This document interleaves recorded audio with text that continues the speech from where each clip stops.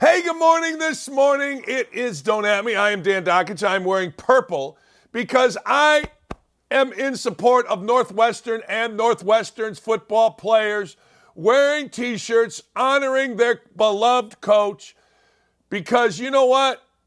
They just should. Serious business. You see it right there. Clear shot of Cats Against the World shirt. The same Northwestern coaches were wearing, some Northwestern coaches and players were wearing at practice Pat Fitzgerald, old jersey number 51. Hey, look, I get it. There was hazing. I get it. Bad, not good, horrible. Didn't allow it in my own program. But I also get it that a lot of kids, and I mean a lot of kids and a lot of players in that university as a whole was helped by Pat Fitzgerald. The whole world exploded. It's tone deaf, according to the great man that was the diversity hire as an athletic director at Northwestern. Why do I say that? Because everybody looked past his incredibly womanized comments in a book. But hey, he's still the AD because, well, you know why he's still the AD, but he's all mad. The AD at Northwestern, it's tone deaf. We can't do this. Yeah, why not? You know, we're so soft. Couple guys complain, and good for them. They should complain. Hey, I'm not mad at you for complaining. You should. If you had hazing, then you've got to fire the people involved in hazing. You do. It's that simple. I ain't mad about it. I ain't mad about it at all. Good. Get mad. But it's an act of civil disobedience. It's a silent protest. Hey, it's not burning down cities and calling it a silent protest. You know, the woke media will go nuts. ESPN will go crazy. Oh, my God. It's absolutely insane. You can't do this because we're all supposed to fall in line. When somebody complains, we got to fall in line. We got to stand with whoever is complaining. And look, they have the right, and they are right to complain. And there is absolutely no reason whatsoever for hazing in your program.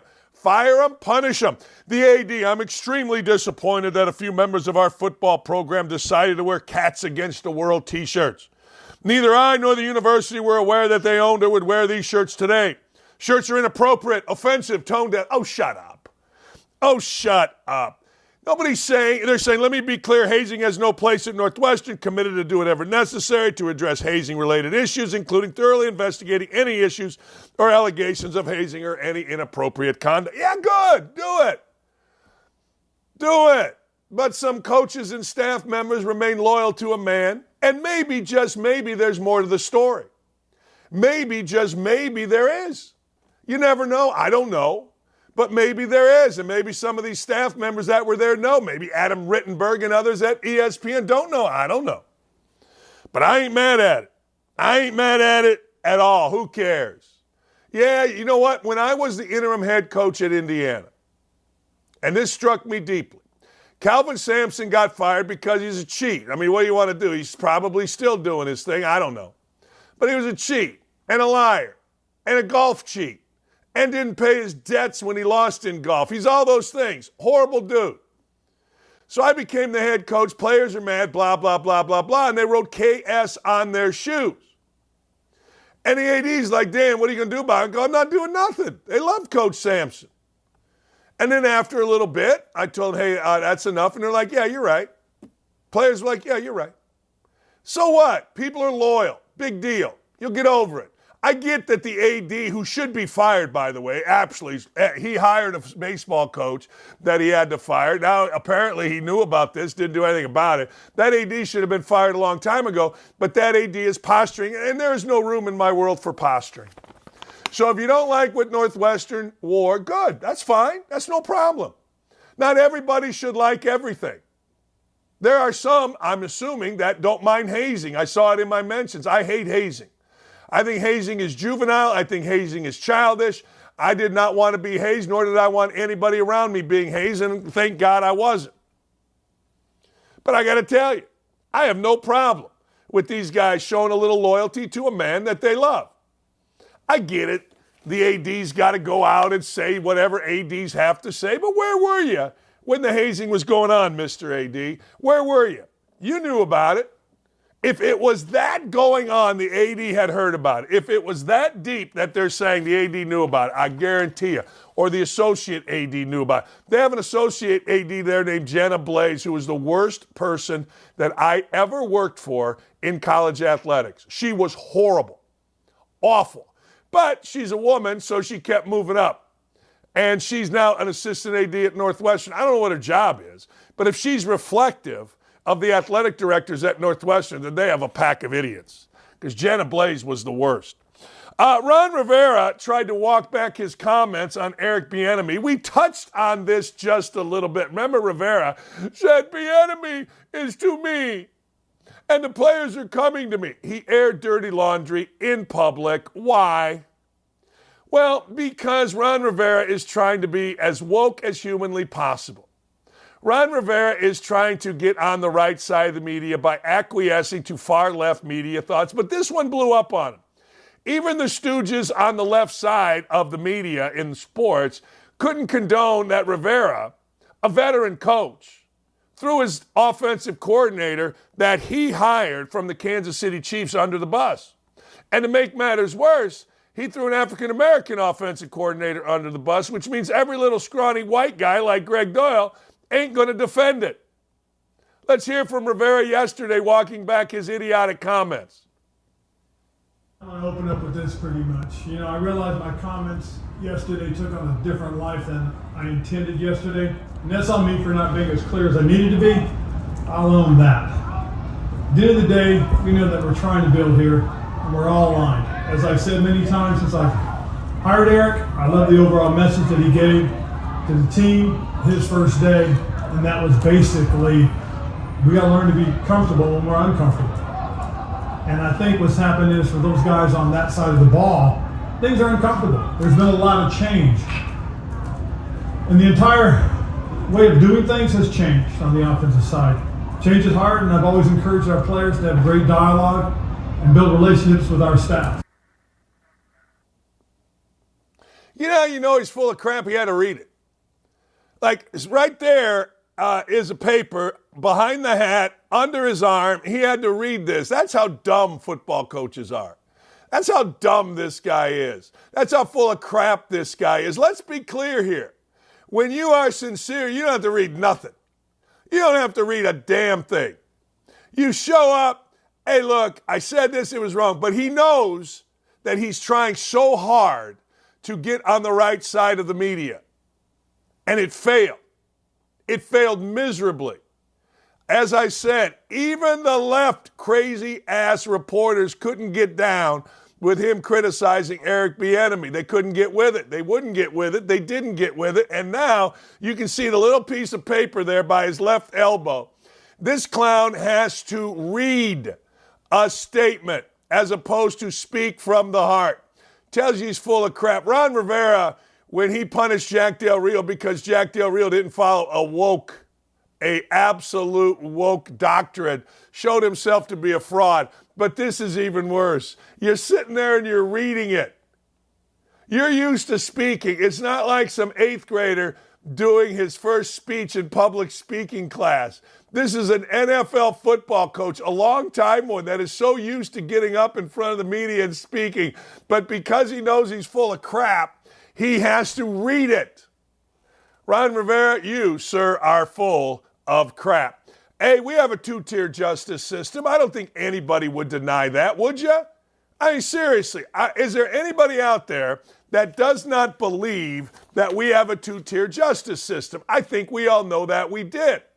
James Comer yesterday released all of this evidence of money taken by the Biden family from a variety of countries, including, a shocker, Ukraine. So he releases it, and none of the mainstream media even bothers with it.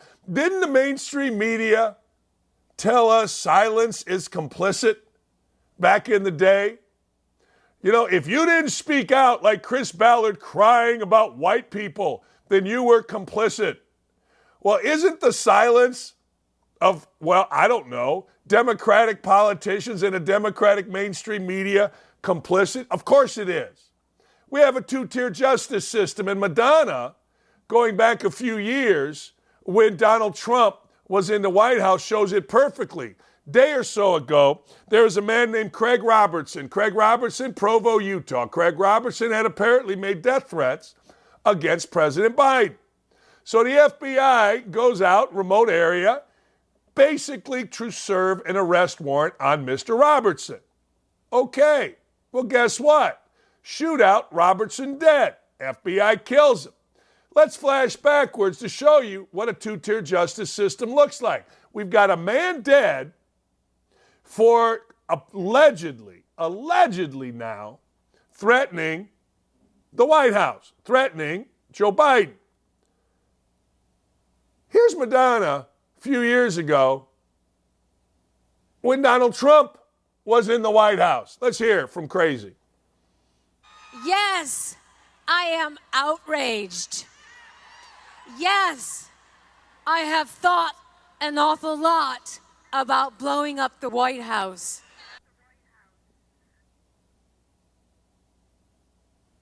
Nothing. Not a damn thing was done. Not a damn thing was said. Not one of our mainstream left media criticized Madonna. None. Why? Complicit. Why do we have a two-tier justice system? Why do we allow a two-tier justice system? We have it. It's clear. All you got to do is look at what happened to Mr. Robertson. And I'm sure he was a crazy man. I don't know. Who knows? I mean, look, do you believe a report coming out of the FBI? Mr. Robertson is dead. He certainly is not going to have anything to say. He's dead. So who are we going to have to hear what happened actually in Provo, Utah? Oh, the FBI. Not exactly the most reliable outfit these days. Not exactly the most trustworthy. But hey, why is it okay for anybody, even a crazy-ass singer with a fifth grade education, why is it okay for her to stand there and say she's going to blow up the White House when a Republican president is in the White House? Actually, why is it okay for her to say she's going to blow up the White House no matter who's in the White House? If nobody's in the White House, if we don't even have a president, it isn't okay for me to get on a microphone in my neighborhood and say I'm going to blow up my own house. That's not okay. But yet we allow this. And you want to know why the American people are mad? That's why the American people are mad. I'm in a kind of a funny, to me, tete-a-tete. It's kind of one-sided because there's no response with my guy Greg Doyle. Greg Doyle criticized Republicans, conservatives, because they are mean. They are cruel, his words, when it comes to talking about Megan Rapinoe and the soccer team. It's the cruel side, he said. Really? I didn't see any Republicans talking about blowing up the White House. Indianapolis had to board up when Donald Trump won election night. Why? Well, I didn't see any Republicans getting ready to storm the streets of Indianapolis when, I don't know, Bill Clinton won. I don't know, Obama won. The cruel, angry side is the side of the left. If you're mad because some patriots don't like Megan Rapinoe, fine, compare that with the other side. Well, lootings, bombings, burning down cities. That's the left. That seems more mean and cruel than saying, hey, I'm glad a soccer team lost, but this is the world that we live in. Go burn a city down, you freaking traitors on the left. You guys are awful. Why do we allow this? I don't know. I got a feeling something bad's going to happen in this country because we're getting tired of seeing the things that we're seeing. We don't trust the DOJ. We don't trust the FBI. We don't trust the IRS. We don't trust the White House, and we shouldn't. Shady McCoy. Shady McCoy's been a pain in the backside his entire career. When you hear about Shady McCoy, you always hear, yeah, pretty good runner, but nuts. So Shady McCoy, well, he admits that Eric Biniemy, his relationship with players was alarming. Alarming. Let's hear from Shady McCoy.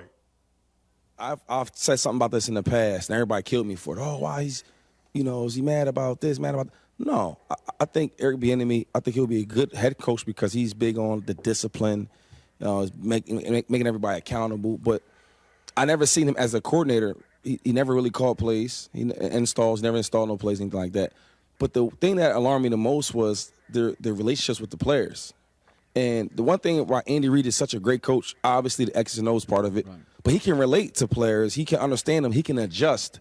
From when I had him at 20 years old to having him in 2019, he changed. And you got to change with the times. And I think with Bieniemy, he's still stuck in that old back in the days where the coaches is cussing the players out. And it's not how it's played nowadays. Like even with Coach Rivera talking about it, he said that's a different approach. Well, what are you going to do? What are you going to do? I mean, be nice to players. Nice job. You fumbled 3 times, but that's a nice job. We're very happy for you. We think you did well. Here's a ticket. Go get yourself a nice hot dog. Oh, screw all of you. You know what? There should be a moratorium. NFL players don't speak. Former NFL players are never allowed to speak. You're just not allowed to. I'm sorry, you're not allowed to. There's no reason that anybody has to hear Shady McCoy speak. He's probably right, but I don't care. I get tired of him. You cuss the player, you tell, our feelings are hurt. No, shut up. Henry Ruggs, 3 to 10 years in jail. Remember Henry Ruggs? He was a first-round pick. Decided for whatever the reason to get drunk and go 156 miles an hour through Las Vegas. He wrecks his car, kills a girl, a Serbian woman, by the way, who has done many, many great things for her family, if you want to read all about her. And he gets 3 to 10 years. He's got to serve a maximum 3 to 10 years. Look, I don't know the circumstances. I know this. 3 years. Here's the deal. Let me back up a second. I never want to be in charge of how many times or where people go to jail for how long. I don't. I actually threw. I did. I got jury duty a year ago and I threw it. Yeah, I totally threw it. I fixed jury duty. I'm like, I can't convict anybody. Yeah, I don't. And, the lawyers were kind of laughing at me, kind of thinking I was an idiot, and that's exactly what I wanted. I wanted everybody to think I'm an idiot because I looked over at this kid over here who was being charged with murder, and I'm like, I don't have the stomach to put him in jail for life. I just don't. You do. Doesn't make me good or bad. Just makes me who I am. I'm like, man, my first thought was, I bet you don't have a dad. That's my first thought about some kid of jury duty. So I'm the wrong guy to say whether the sentence is light or fair. I know that Henry Ruggs had a lot of people write him letters. The old coach from high school did. Old Mike Loxley did. If Mike Loxley, the coach at Maryland, writes you a letter of recommendation, go the other way because that dude's a stone idiot. But anyway, Ruggs gets 3 to 10 years. I feel sorry for his family. I feel sorry for the young lady. Her family. I mean, it's just a horrible situation. But these idiots, whether it's the University of Georgia or NFL people, getting cars and deciding they're so entitled they can go down city streets at 150 miles an hour is just wrong. And I will tell you this. It's wrong then, it's wrong now, and more people are going to get hurt because don't tell me people are going to see what happened with Henry Ruggs and change their behavior. Maybe for 5 minutes. It just doesn't happen that way. I wish it did. But it doesn't. I wish it did. I wish people saw, hey, man, Henry Ruggs did this. Remember, Henry Ruggs did this before Georgia and the idiots that play football at Georgia won a national championship. What have they done since then? All they've done since then is, I don't know, get in their car and go 1,000,000 miles an hour and a couple people are dead. Hey, Rachel Nichols is going to join Undisputed. Do you like Rachel Nichols? Rachel Nichols got absolutely screwed. Maria Taylor played hardball with Rachel Nichols. Remember Rachel Nichols? There was a leaked audio, right? Ironically enough, when Maria Taylor was going through contract negotiations to do what? Replace Rachel Nichols. And I really like them both. I like Maria Taylor a lot. I worked with her in the ACC tournament, but she had really changed. One year I worked with her, she was awesome. The next year I worked with her, she became a star. I guess. I don't know. As much as a star as you can be saying on the sidelines, hey, coach, what'd you think? You know what I mean? I don't know. But anyway, so Rachel Nichols joins Undisputed. So you're going to have Lil Wayne on there. You're going to have Richard Seymour on there. And you're going to have Skip Bayless on there. And you're going to have Rachel Nichols on there. So good. So the show has everything covered, right? You got the white dude. You got the woman. You got African Americans. Throw an Asian in there, and you're in business. Total business. I don't know. What are you going to do? The show will be carried, as always, by Skip Bayless. People love to react to Skip Bayless. People love to get mad at Skip Bayless. So it really doesn't matter whether you have Rachel Nichols or Raquel Welch. It really doesn't matter if you have Richard Sherman or you have Richard Nixon. It really doesn't matter if you have Lil Wayne or Lil Weezy or Lil whatever. It don't matter. I mean, look, Skip Bayless is going to cover the show, and the show will be fine. It will. Lil Wayne, Lil Weezy. I like Lil Wayne. Richard Sherman's horrible on Amazon, but maybe he'll be good on this. Maybe. I don't know. But that halftime show on Amazon is the worst thing going. That guy Whitmore, who's a great dude, by the way, no.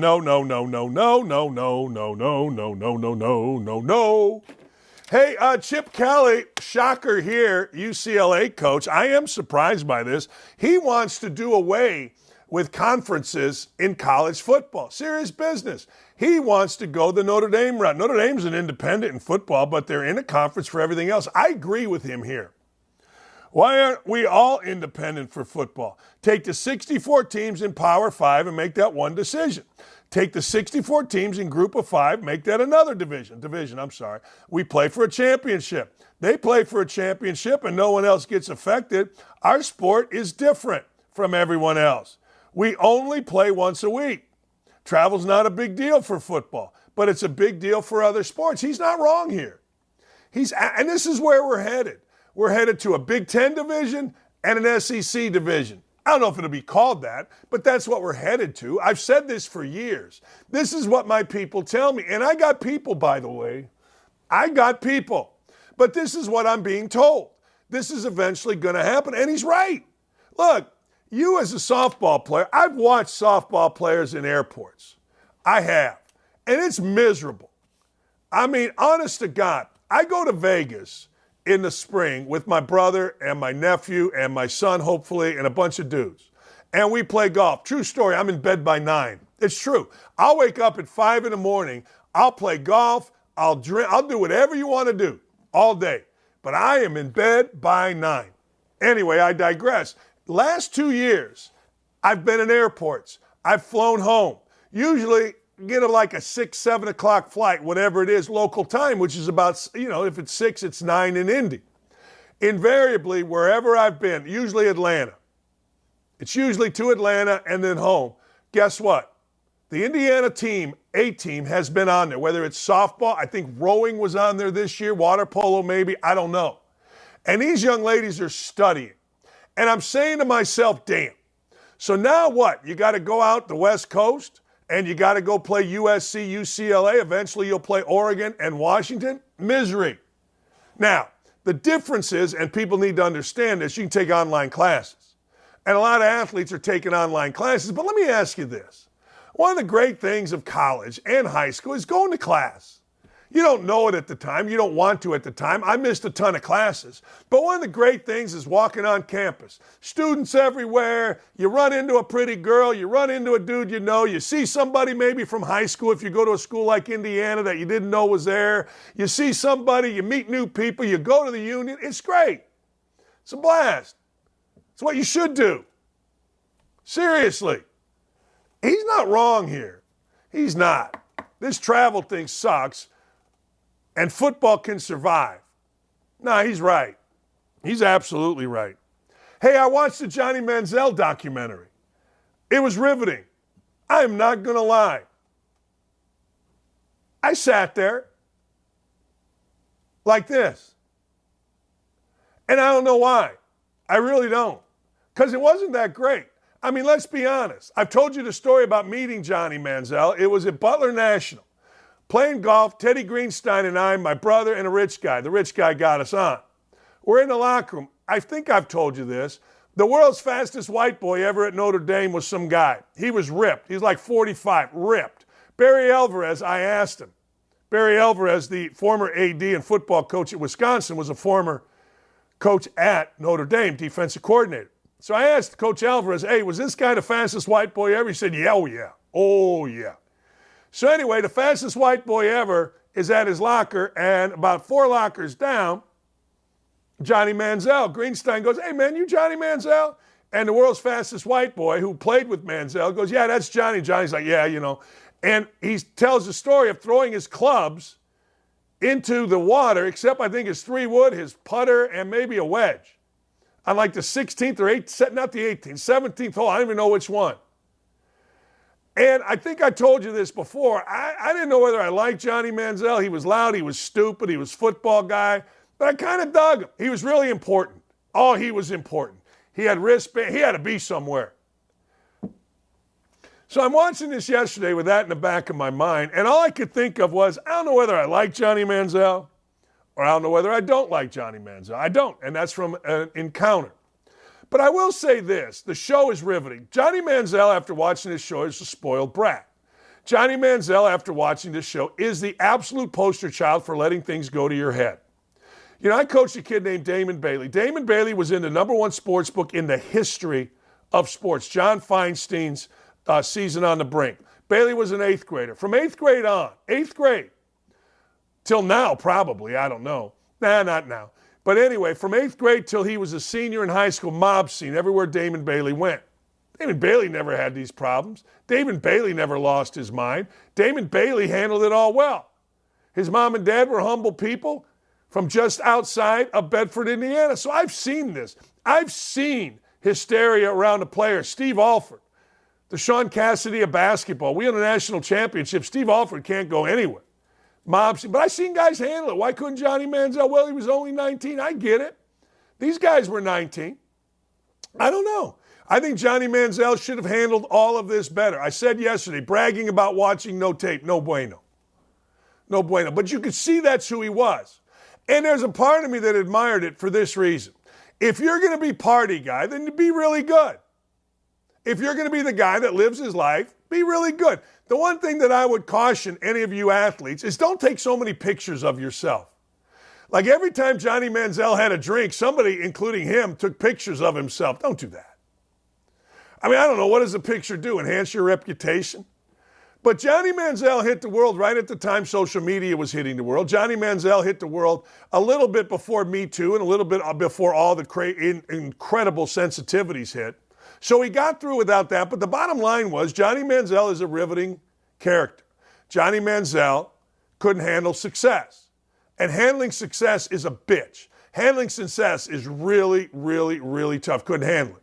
Lost his mind. And then, well, when the players got better, which was really rare, because when you play in the SEC, players are pretty good. He had no chance because he didn't want to be there. Now, he does what most do. He throws that entire I was going to commit suicide thing in. If true, incredibly sad.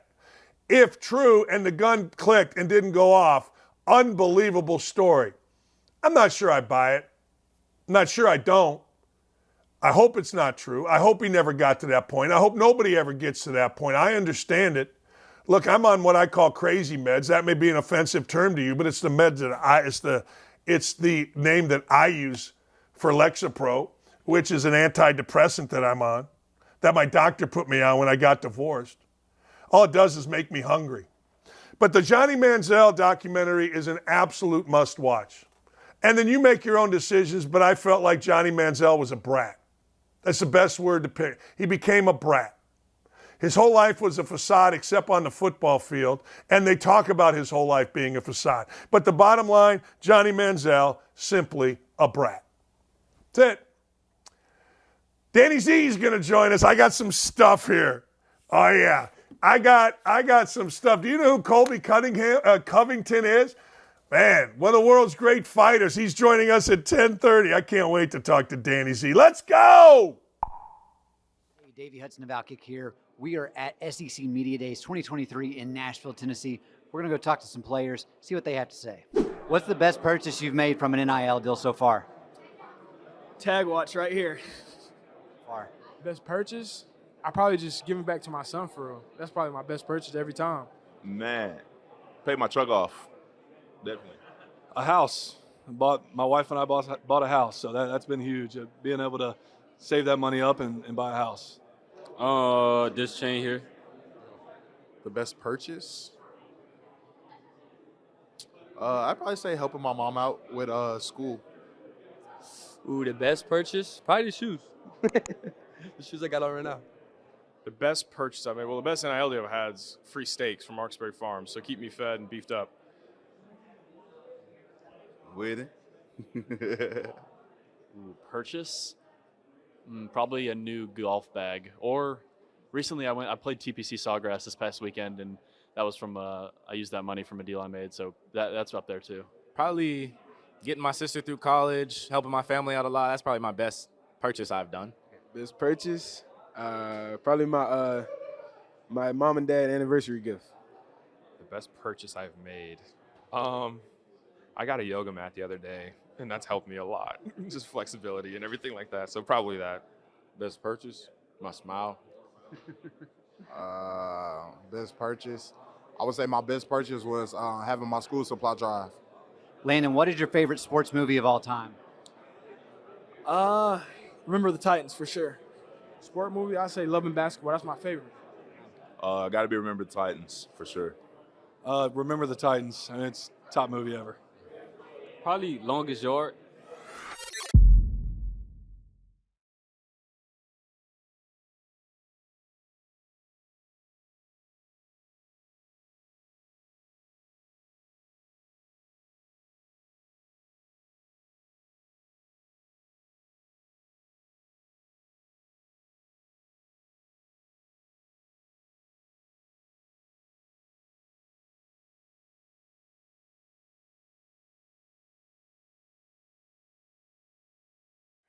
You know him, you love him. He is Danny Z of OutKick. All right, let's get right into it. You worked at ESPN. I worked at ESPN. Penn, the gambling company, and ESPN are now going to work together. Penn, who had owned Barstool, got rid of Barstool because the regulators are like, yeah, Dave Portnoy is a problem for you guys. Here's my question. Everybody assumes that everything ESPN touches goes well. I said, you know, those ESPN zones ultimately failed.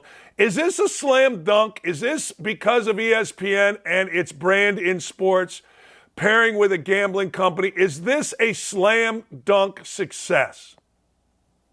I think they also tried ESPN 3D and maybe an ESPN phone. I mean, we always forget about the failures. They did. Yeah, right? It's weird because I heard you talking to Adam Carolla the other day, and you guys were talking about how you'd only remember the losses from your career. But yet, for some reason, we only remember ESPN's wins. No one remembers ESPN 3D or ESPN the phone. I have a few thoughts on this. I think ESPN's late here. I mean, I know it's stating the obvious, but going in on a sports betting app feels about 7 years too late. The market's already pretty dominated right now by FanDuel and DraftKings. Obviously, ESPN has a reach that neither of those companies really has, but I'm not sure that people are clamoring for another sports betting app. And I don't know necessarily what ESPN brings to the table other than name recognition that isn't already out there. And for those that think that ESPN has this top-of-the-line technology, try to use their fantasy app on week 1 of the NFL season. It never works. So the idea that they're going to come up with this incredible app that just works all the time and is better than what's out there, I'm not sure I buy that part of it either. Was that a good deal for Barstool to get it back? Yeah, I mean, obviously, if he didn't have to pay anything for it, I mean, I think there's some legalese in there. Well, here's what they do have to do. They got to get 50% if they ever liquidate back, and they can't have any sports book advertisers, which is big money for them. I totally agree, and I brought this up on an OutKick group chat because that was one of their biggest revenue streams was sports books. Right. I mean, sports books have tons of money to give, and they've been spending it. And especially now with ESPN entering the fray, you got to think DraftKings and FanDuel are going to step up their advertising to make sure that they don't allow ESPN to get a big chunk of that market share. Yeah, I mean, but again, up front, it doesn't cost anything. And I think PR-wise, Dave did it smart. Like, oh, it's back to being Barstool and the pirate ship and all that. But at the end of I'm never going to sell. Like, well, yeah, it's pretty easy to say right now, but what's the landscape going to look like in 5 years, 10 years? There might come a time, might be a divorce, might be bankruptcy. Who knows? Like, stuff happens, things come up, and you might want to sell that company and you got to give away half of it. But, in the short term, sure, looks great on paper. Yeah, that's the thing. I mean, they got their company back. They took a swing. Good. And they made a lot of money in the deal initially, right? I mean, Portnoy got really rich, so they made a ton of money. That's kind of the idea of having a business, at least in my world. Yeah, I mean, what is the value of a company if you still have to owe 50% of it when you sell? I mean, so it's going to make the evaluation tough on it. And the other thing is too, if you cut off their biggest revenue stream, Dave can't just continue to sink his own money into this company in perpetuity. Like their talent still need to be paid. Now, presumably he's on the hook for all of that.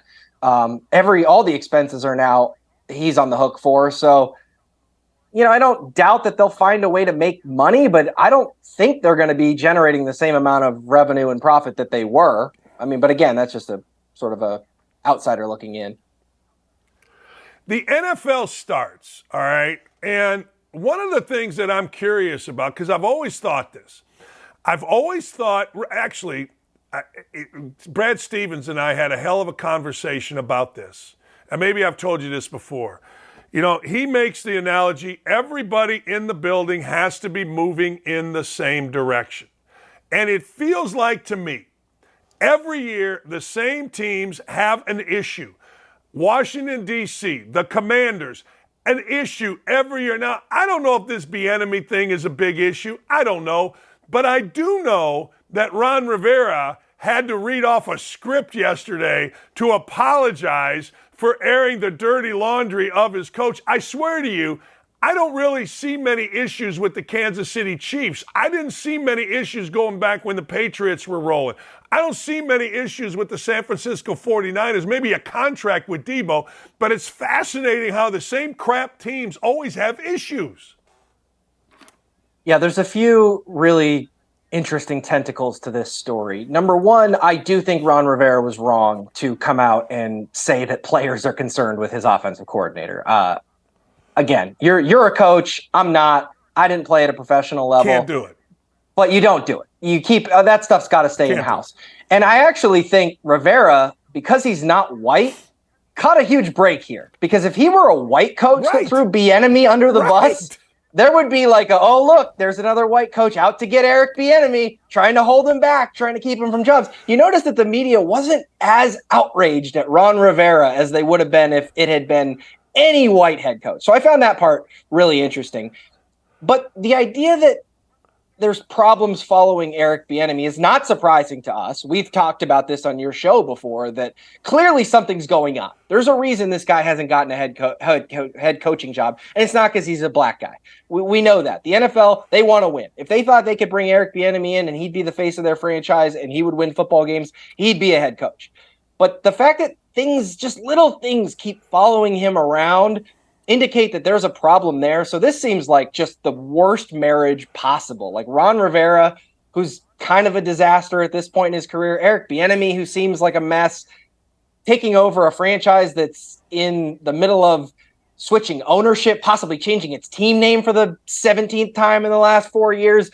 I mean, poor Sam Howell. Like, I actually feel bad for the kid because I think we don't give this enough of credit. Like, we always want to credit the player or denigrate the player when things don't go well, and getting drafted or getting put in the right situation matters so much.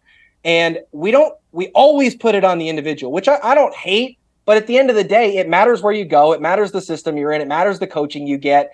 Sam Howell is in a terrible position right now where I find it impossible that he's going to succeed. That's what I'm saying. You know, to your point about the white coach, I mean to tell you that could not be more accurate. If Ron Rivera was, I don't know, name a coach. Maybe Sean Payton is protected by the media, but name a white coach, he would have been crushed. Brandon Staley. It would have immediately Eberflus in Chicago, a guy that doesn't have quite enough success. They would have been crushed like it's their job. They would have been crushed. Yeah, and it would have been like, you don't understand because you're white. Like, he has to be tougher on players because he's had to work hard his whole life and you haven't because you're white and white privilege. Like, man, we'd still, that would be the entire story. Actually, the fact that Rivera apologized seemed to have more to do with the fact that just because of the ownership, I think, was kind of like, yo, we got to keep that in house. Like, that wasn't because the media attacked him for being a racist. I think Rivera misread the room.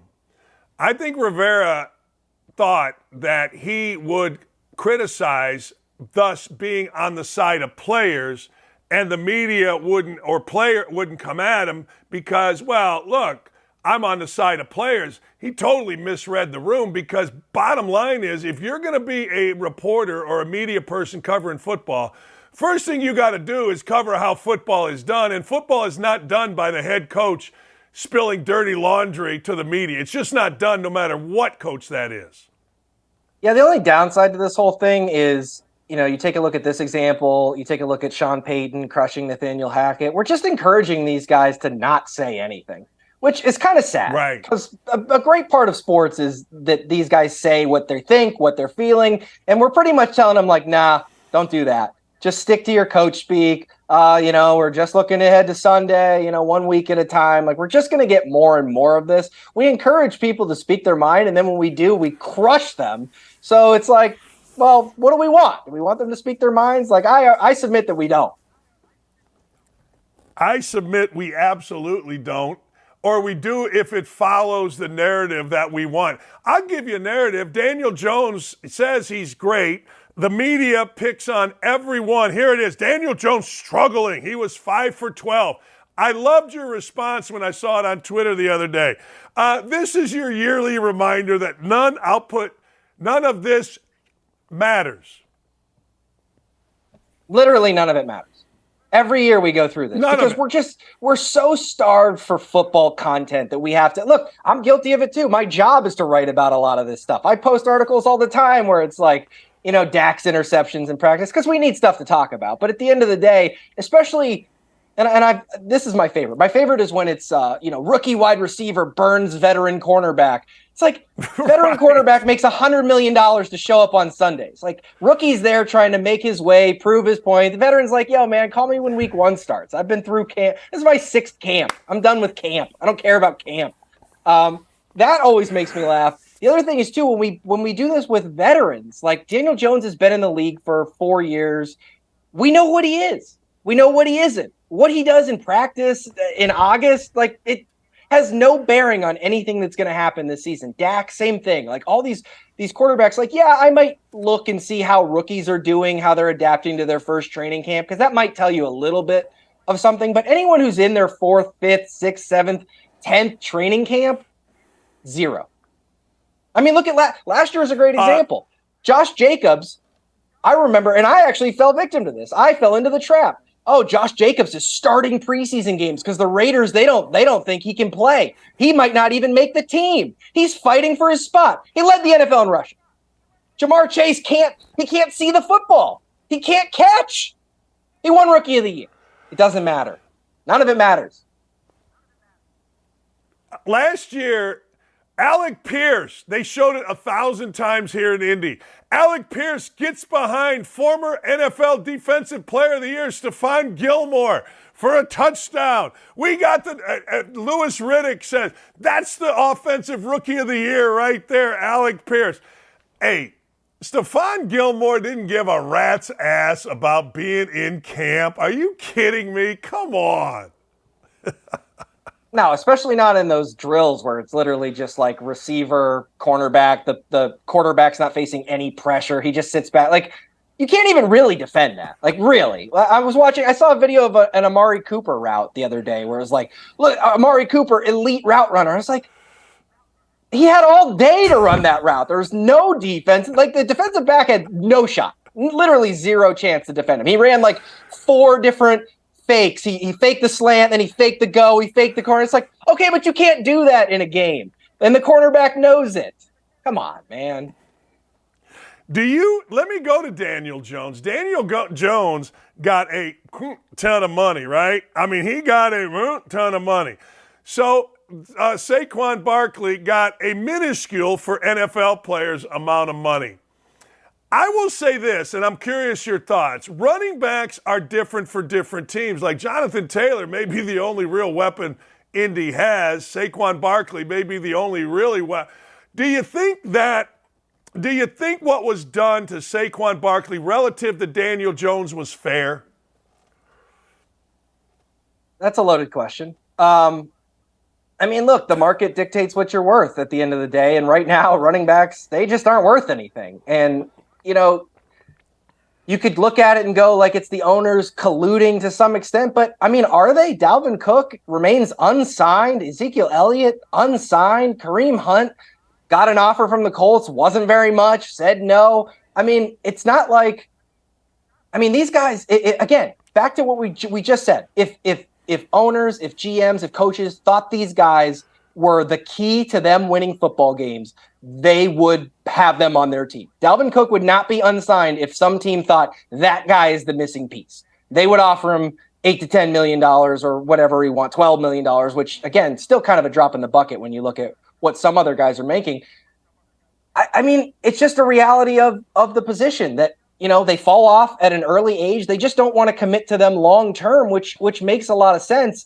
The question is, you know, are running backs going to evolve to the point where they make themselves indispensable? And they have to do more than just run the ball. I mean, in today's NFL, a running play is just worth a lot less. The analytics have come in and said, look, running plays they don't do much for us. Like, we need to pass the ball. That's how you score. That's how you keep possession. That's where the big plays come from. So running backs need to pass protect really well. They need to catch the ball out of the backfield, and they need to avoid taking hits. And that's the hardest thing for a running back to do, because running backs are almost guaranteed to get hit on every single play. And it's really the only position where if you touch the ball, you're kind of guaranteed to get hit.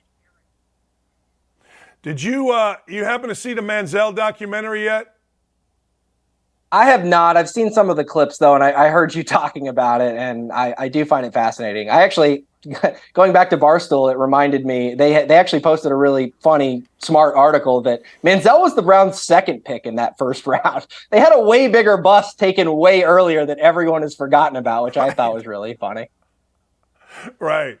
Justin Gilbert, I believe. How about the list of guys? Manti Te'o, some guy named Colin Klein, and Johnny Manziel, for the Heisman. Those were the 3 finalists. I'm like, oh, yeah, I forgot about Te'o. I think the guy was from Kansas State or something, the finalist. Yeah, I don't know. Yeah, it was very odd. Very odd to me, that thing. The bad year. It happens. Keep doing your thing, Danny. Thanks for coming on, brother. Same to you.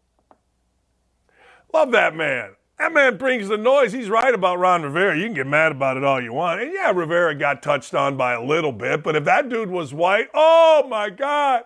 I can already name you the writers. Mike Freeman, oh, racist.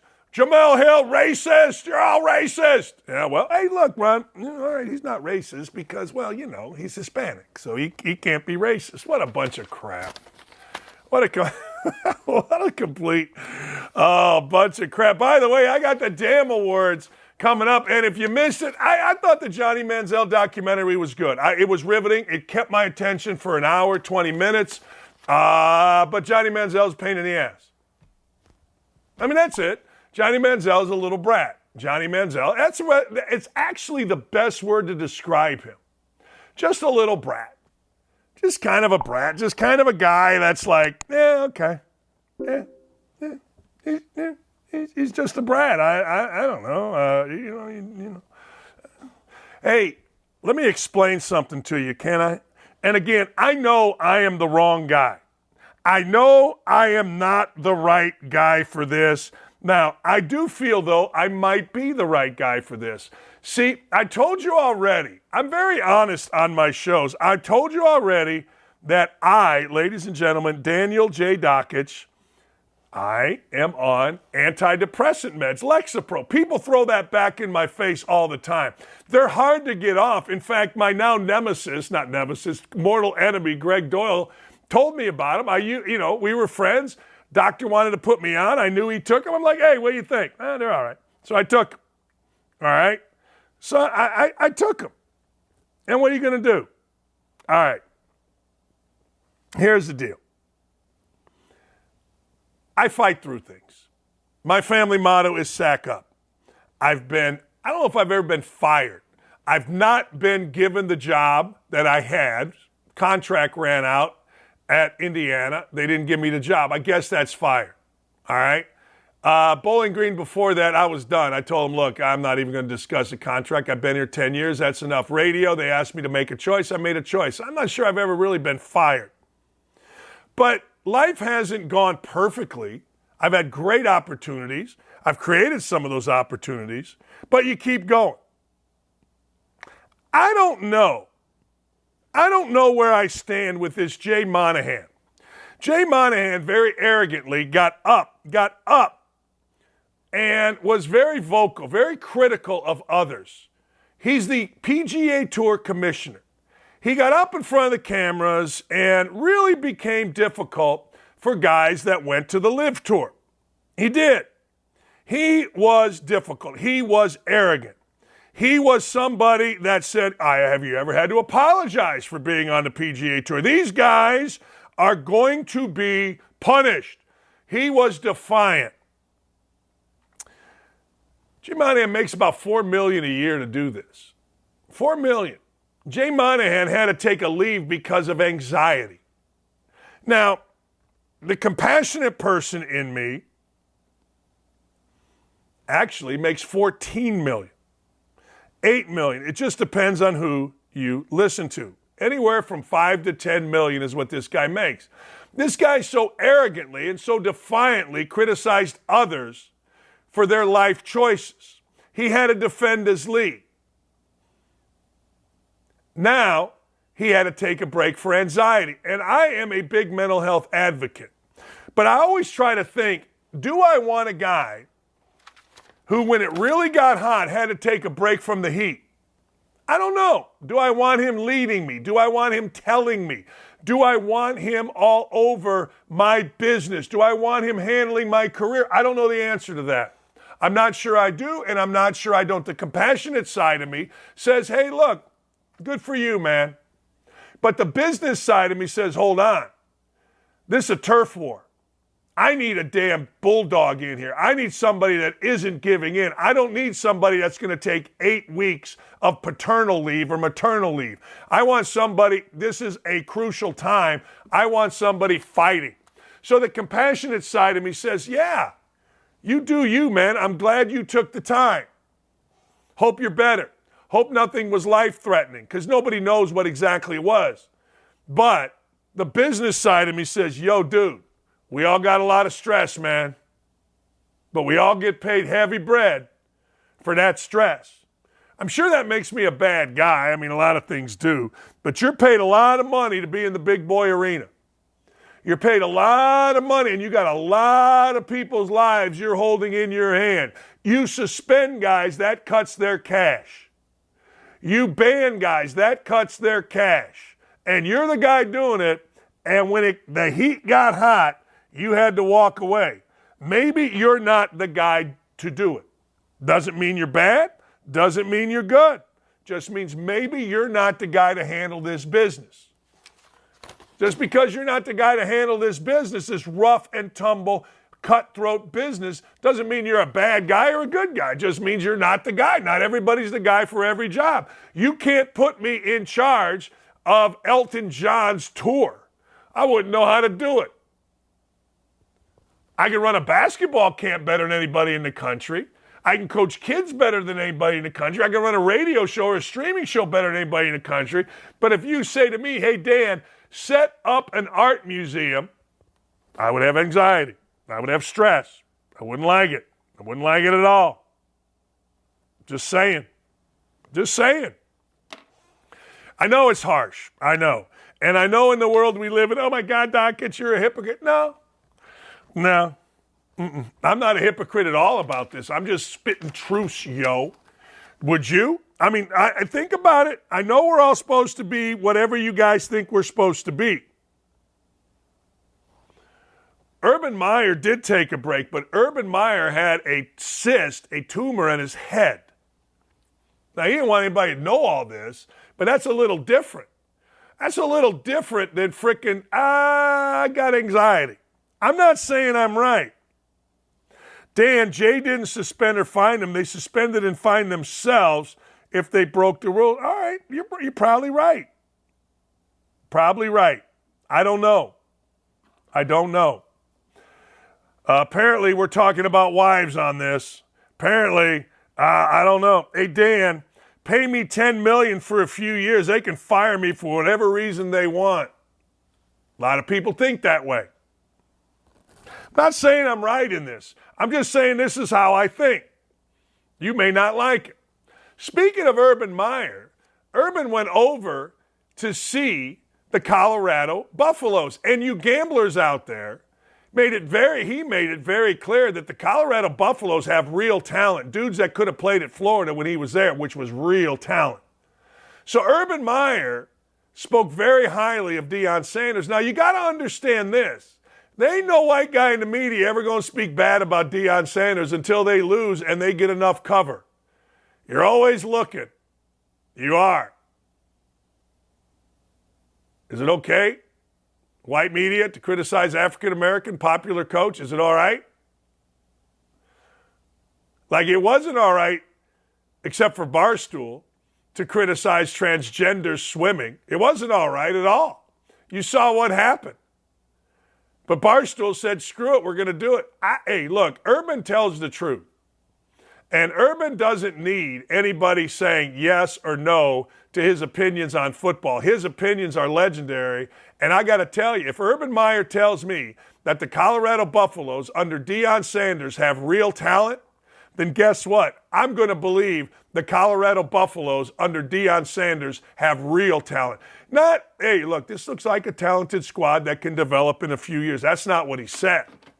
What he said was, this team has real talent. Real talent. And don't think for a second that Coach Prime, I love saying it that way, Coach Prime, I think it's cool. I think it makes me cool to say it that way. But don't think for a second that Coach Prime can't coach. That dude can coach. That dude knows his way around it. That dude has presence. And Urban said the most important thing that he could say. Coach Prime has hired not good, great coaches. That is huge in football. If you are Coach Prime and you think you know it all and you don't want anybody challenging you, then guess what? Guess what? You don't hire great coaches. We got some audio on this. Let's hear from Urban talking about Coach Prime and the Buffs. I mean, I've known Deion Sanders a long time. I've always loved Deion Sanders. I respect him. We get along. I called him up. I was out west. We have you in the first two games. He was more than gracious to have me out there. The most underrated people, obviously you got your players. The most underrated people in football are the assistant coaches. And he's hired really good coaches. I went to the meetings. I watched them practice. They have, I believe, 70 new players. So I call this thing the grand experiment. And I'm telling you, Colin, I mean, that was not what I expected. I thought we'd see, I didn't know what to expect, but I saw a very good team. I saw talented players. His son's an excellent quarterback. They got Travis Hunter is one of the, I looked at Prime and I said, man, I've had one of those I called Percy Harvin. I just pushed him to the side. You don't need to practice him much longer. He's that good. How about that? That Travis Hunter was the #1 recruit in the country coming out, and he went to go play for Coach Prime at an HBCU, and now he's at Colorado. I'm just going to tell you, I'm going to put my money where my mouth is. We can clip this video, save it for later, but I am putting my money. 3.5 is the number season win total for Coach Prime and the fellas at Colorado. I'm taking the over. I'm going to do it this evening before it moves, and maybe it has moved. I don't know. I haven't looked on DraftKings. But I'm just telling you, Urban doesn't BS. He doesn't need to. Little white media guy, they're never going to criticize Coach Prime until it's okay. Urban, don't need to. Could have said whatever. Didn't have to say anything, actually. All right, don't at me. I got some awards to give away. And Colby Covington, the people's champ, coming up at 10:30. We'll be right back. The two biggest social media giants, Elon Musk and Mark Zuckerberg, are set to battle it out, and I'm here on Broadway asking people who they put their money on. I think Mark Zuckerberg will win. Why do you think that? Because I think he already trains MMA, so he's got like the prior experience and stuff. I mean, they're both billionaires, so they have the opportunity to get the best training. But I think Mark Zuckerberg will pull away with the win. Elon Musk. Why do you think so? Because he's bigger. Bigger, okay, but Mark Zuckerberg's been training jiu-jitsu for 9 months. Do you think that matters? No. Zuckerberg, he's part alien or robot, so he may have some secret powers that we don't know about. I was gonna say, is that an advantage? Does he have an advantage over Elon Musk then? Yeah, I mean, if he, sheds his skin and becomes an alien and eats everyone, yeah, I think so. Elon Musk is mental, so Elon Musk. All it is just he's mental. He's mentally crazy. So He just wouldn't care, would he? Okay. He'd just absolutely go for it. I think Zuckerberg would be a bit more refrained. Okay. If that should ever happen, which I doubt, but you never know. It'd be entertaining. Elon Musk or Mark Zuckerberg? Elon Musk. Why? Because Elon my Musk. dad is in love with Elon Musk. Okay. I think I'm going to have to go with Zuckerberg. I mean, Threads just came out, so. Who do you think would win? Zuck. Why do you think so? Because he's not a real human. He's a robot. So he'll use that to his advantage. Yeah, and all the Krav Maga stuff too. Yeah. Yeah. Who do you think would win in a fight, Mark Zuckerberg or Elon Musk? Elon Musk. Why do you think Elon Musk? I think Elon's He smarter. works with robots, so maybe he built a robot to fight for him. But what if Mark Zuckerberg is a robot? Oh wow. Then I might have to change my answer. Who do you think's gonna win? Me.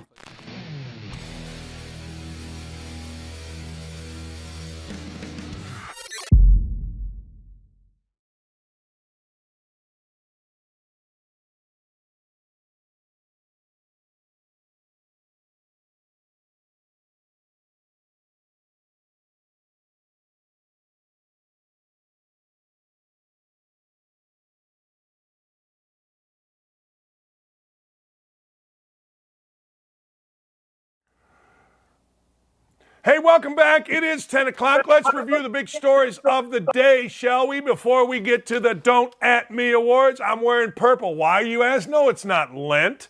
I'm wearing purple because I am in support of Northwestern coaches who came out to practice wearing Cats Against the World with a number 51 on it. That's right. Cats Against the World. Well, let me tell you something. Not everybody has to just put their head up in the air, their snout up in the air, and say, we had hazing, everything about Pat Fitzgerald is awful. You don't have to do that. Some of these guys were affected incredibly positively over the course of Pat Fitzgerald's tenure, and they chose to support him. Cats Against the World would be great. The 51, which is Pat Fitzgerald's old number on the shirt, is what blanked everybody off. That's what made people mad. So the athletic director, of course, he had to come out and condemn the tone-deaf nature of the shirts. Really? All right. I guess. Maybe they are. But I never had a problem with it. I think you go to college, I think you're around college, to speak out, to stand for something. I slept in Shantytown with apartheid, protesting apartheid when I was in Bloomington in Dunmeadow, but only because two hot girls asked me. I mean, I tried to work my way in there for a little bit of something, you know what I'm saying, and it didn't work. But hey, I took a swing. I was protesting. I was down for the cause because you're in college, baby. Yeah, hazing is bad. Yeah, I'm glad I was never subjected to it. Yeah, if anybody in my program ever did it, I would have kicked them out. But hey, to each his own, man. And if the AD was so righteous, the AD was so down to get rid of hazing in his school, in his athletic department, he had done something about it when it was going on. Now it's after the fact. All right, ladies and gentlemen, drum roll, please. Bump-a-ba, bump-a-ba-ba-ba, the Don't At Me Awards. And we go to which is dumber. Which is dumber, Ron Rivera throwing his offensive coordinator, Eric Biniemy, under the bus, or the Orioles suspending Kevin Brown? For those of you that don't know, Kevin Brown is a very popular broadcaster with the Orioles, and at a game, to set up a game against the Rays, the Tampa Bay Rays, we can't say devil because, well, that's bad. Anyway, Kevin Brown had the audacity to say, hey, look, this is a big series. Hey, look, the Orioles haven't done well here in Tropicana Field. The Orioles haven't done well in this series. Got suspended. Now, Ron Rivera, we have documented this. Ron Rivera, well, frankly, Ron Rivera just simply threw his offensive coordinator under the bus in another attempt by Ron Rivera to ingrain himself to the left-leaning media. He thought by being a player's guy and criticizing the mean old offensive coordinator that he would curry favor with the left-leaning media. And, of course, that backfired on him to the point where Ron Rivera had to read a statement that he tried to hide. I say the Orioles are dumber. Ron Rivera, I just expect stupid out of now. I just come to expect it, but I don't expect an organization, a billion-dollar organization, to be so ridiculous, so sensitive, so asinine as to suspend somebody for very honestly setting up a game. When you're in broadcasting and you are getting the game going, you set the game up. You say what's what with the game. What's going on in this game? What is interesting about this game? You know, we've gone from everything to highlighting players, to highlighting the rivalry, to highlighting the gambling line. We see it all. Kevin Brown just highlighted what was a one-sided rivalry, and the Orioles got sensitive. Kevin Brown being suspended by the Orioles is far, far, far dumber than anything Ron Rivera did because, well, frankly, we just expect stupid out of Ron Rivera. All right, I got to ask you, who would you rather be? Would you rather be in charge of Bud Light or the Pac-12? Man, if you came into either right now, it can only go up, right? The Pac-12 is dying on the vine.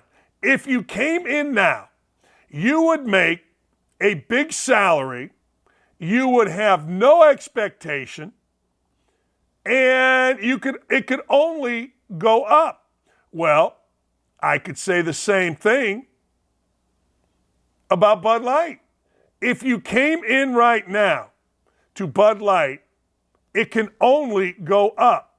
Word on the street is it is a $395 million loss for Bud Light because conservatives said, we're going to stand up. The silent majority that was coined by Ronald Reagan back in the late 70s, early 80s, has stood up. I wish it would stand up more. The silent majority said, nay, nay, Nanook. No. No. You're not pushing a giggly caricature of a woman on us. You are not at all, don't even give it a thought to get rid or to buy Bud Light because they don't want your money, you frat boys, you hard workers, you cowboys, you radio hosts, you streaming hosts. No, they don't want your money. They want the LGBTQ money. That's what they said, and people responded. I don't know who I'd rather be in charge of. I'll say I want to be in charge of Bud Light because you could be like Lee Iacocca, a name from the past, that saved GM and went and got Chrysler going. Lee Iacocca died. Anybody seen Chrysler? No. I want to be the guy hired right now to resurge, reorganize, reinvent Bud Light. And I would start with an apology. I'd get the LGBTQREABCD community mad at me. I'd say, I don't give a rat's ass. We screwed up. We don't want to hear from Dylan Mulvaney. We're going to give $10 million to women, and let's go. I don't know.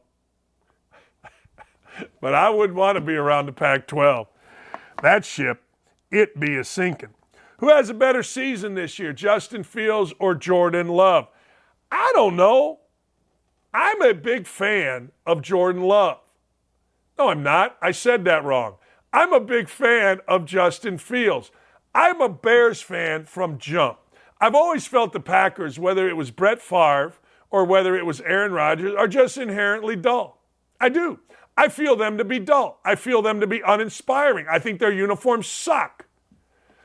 And it has nothing to do with the Packers whomping on the Bears. You know, the truth of the matter is I haven't really paid attention to the Bears in about 10, 15 years, ever since I became the face, the voice of all things Indy. But yeah, last year I did. I sat right on this couch and I said, you know what? I'm going to watch this Fields guy. And the Bears did what the Bears did last year. They had a lead. They looked good. They crapped it away. They lost. But I came away thinking, look, in the modern NFL, I'll take Justin Fields. I don't know what to make of Jordan Love. I don't know whether Jordan Love's going to be the next in line of Favre and Rodgers and now Love. I have no idea. It doesn't seem like it. But who knows? I would argue it didn't seem like Aaron Rodgers was going to be Aaron Rodgers. So I'll tell you what I'll do. I'll take Justin Fields in a romp. I will. Now, if you're going to go by who wins more, I don't know, because I'm not a big Matt Eberflus fan. I'm just not. I know Chicago loves him because he's the next coach in there, and that's good. But and my wife likes him because they grew up together. Eberflus is the coach of the Bears. I've just never been the guy that is like, all right, this guy, I think he's all talk. I've always thought Eberflus is all talk. So I'll take that guy right there, Justin Fields. Cringier coach, Dabo Swinney or Jim Harbaugh? I don't know. You know, I had a weird thing happen. Out of the blue, Dan Radakovich, who was the athletic director at Clemson, just started texting me. I don't know why, which made me like Clemson, which made me like Dabo Swinney. I think Jim Harbaugh is America's cringiest coach. He looks like the Joker right there. I walked by, Urban Meyer and I were going to the car at Indiana against Michigan. Urban was doing high noon, and I was there to watch Indiana, Michigan. Urban stayed at my house. So we were going to the car. It was me, Urban, and my stepson. And we're in a little back hallway on the south end of Indiana's Memorial Stadium. Urban and I are walking, and here comes Harbaugh with some of his minions. They meet. Urban goes, hey, coach, nice win. Jim Harbaugh goes,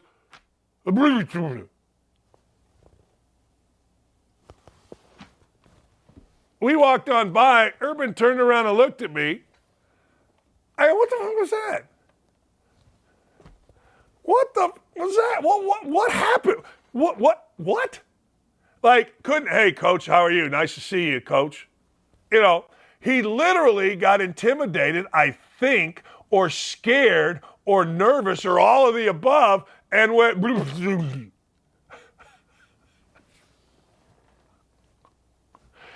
Okay. So nobody will ever be worse than that guy, in my opinion. Like, I would assume Dabo Swinney, even if they had had a big rivalry, would have been an adult and go, hey, how you doing, boss?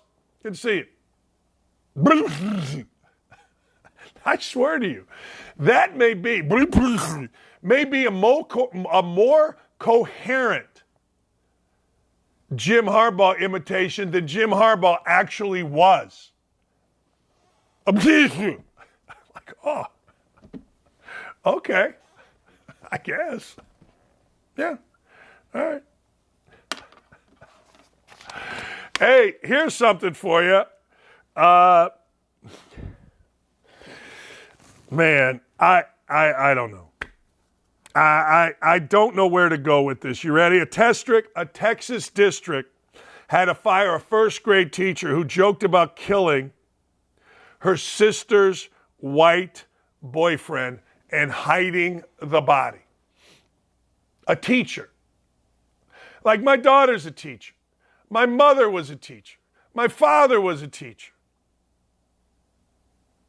I don't know a single I had Sister Anastasia.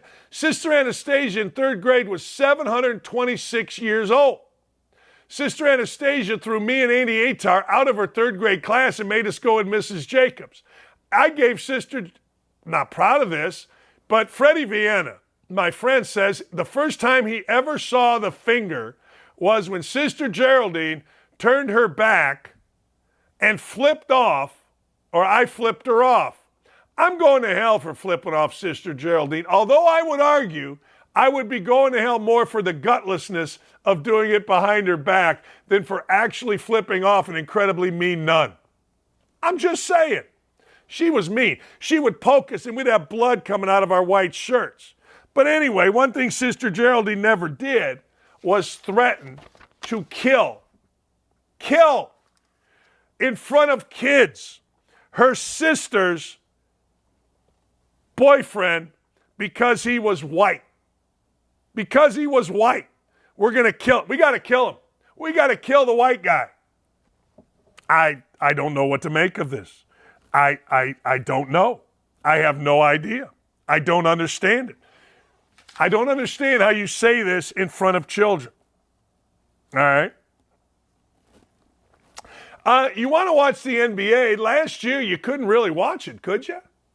I mean, I could because I guess Comcast kept Bally's. So I had to watch Quinn Buckner, our very verbose announcer, talk. And then the man who's more milquetoast than any, Kristen Airy, tell you about his dog and his water. Anyway, well now, ladies and gentlemen, the national nightmare of not being able to get your NBA team may be over. Disney, Apple, Amazon, YouTube are among the streaming sites circling. They're circling. They want an opportunity to show you bad basketball. They want an opportunity to show you horrific basketball. You'll get it. All right, I have thoughts on this. I'm going to say something that's going to get me into trouble. Crypto.com Arena is where the Lakers play. I thought it was Staples. What the hell do I know? But anyway, Crypto.com Arena and the Lakers want to put a Kobe Bryant statue out in front of it. They want to put a statue with the team going 8-8-24. His jersey, unveiling in a nod to his jerseys. You know what I always think of when I think of Kobe Bryant? I don't think of Mamba and greatness. I think of rape. I think of paying off a woman. That's what I think of. And I'm curious. I'm always curious about this. I'm always curious how did Kobe Bryant, who went to trial, stopped the trial because the woman that he allegedly assaulted took a plea agreement, not a plea agreement, took cash to silence her and let Kobe off the hook. Kobe admitted to having sex out of wedlock. Kobe admitted. His agent has told people in my circle that, we had to make sure when Kobe was staying there that no women employees were coming. I mean, this is what was told to my brother by one of the agents. I think of a predator. I know you don't, and I know I'm wrong. I know I am. You know, apparently you guys think of a girl mom, dad. You guys think of the Mamba. You guys I think of hard work. There's no doubting Kobe Bryant was a hard-working dude. There's no doubt Kobe Bryant was a mean, tough competitor. Those things I respect. But I have a daughter, stepdaughter, mother, wife, ex-wife, nieces, Sister-in-law? I don't know. I don't know. I know we're all supposed to genuflect, and I know we're all supposed to bow at the greatness of this man. And I understand the idea that Kobe Bryant is the greatest. He did everything great. Really? I think differently. I wonder if Barbara Walters, God rest her soul, or I think she's dead, or anybody, obviously not Barbara Walters if she's passed, but anybody, who would be the next interview? Oprah? I wonder if anybody's reached out to the young lady that went to court against Kobe Bryant, got vilified for doing it. Wonder if she's ever going to speak. Guessing she got a lot of money. I'm not saying that I'm right. I'm just saying that's what I think of. Maybe I'm wrong. I don't know. Le'Veon Bell wants to box Logan Paul. I don't recommend it. He's saying Logan Paul is ducking him. Now, this is the latest in an attempt by who at one point was the best running back in the NFL. Don't at me about this. He was. I remember saying it. People, Adrian Peterson, man. I'm like, well, you guys don't know running backs. He was the best. Then he decided to do a Jonathan Taylor, and he has not been heard from since, except for things like this. You really can't duck me forever, Logan Paul. At some point, you're going to have to see me in that boxing ring. Why? Like, why does somebody have to see Le'Veon Bell anywhere? Why does Le'Veon Bell need to be anywhere? Like, I don't get it. You're going to have to see me in that boxing ring. Oh, okay, I guess. But why? Why? Let me ask you a question. I don't know. Maybe I'm totally off on this. But if I'm Logan Paul, I'll take a payday to beat the living crap out of Le'Veon Bell. I'll take a payday, but it got to be a big payday. I mean, I think. I do. I think it's got to be a big payday. I'm just not letting you into my publicity. I'm not. There's no way I am. And if he's supposed to, then I don't understand it. All right, Ron DeSantis did something interesting the other day. Ron DeSantis is the governor. He is the governor of, you know what he's at, Florida. And he's made Florida a great state. He has. He's made Florida somewhere where there are absolute, well, there are laws. And those laws are to be fired. They are. They're to be followed.